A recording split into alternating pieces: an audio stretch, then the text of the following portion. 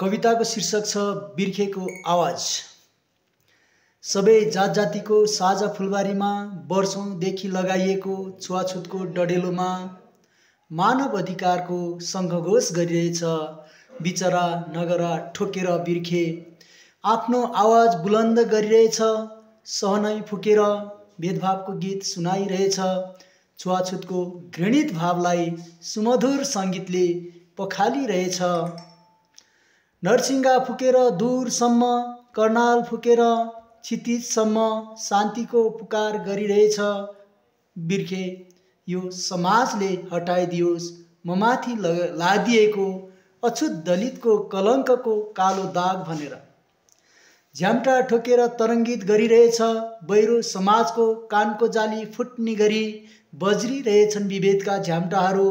एकमाथि अर्को मल्लयुद्ध झैँ, चट्याङ वज्र झैँ मानवीय विभेदको प्रतुत विद्रोहको झङ्कार।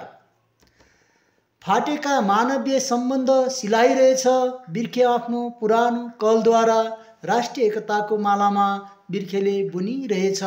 पैतलाले कुल्चिएर फटाइएका विभेदकारी अछुत भावनाहरू तिखा तिखा किला खिपेर बिर्खे आरनमा पिटेर शुद्ध गरिरहेछ।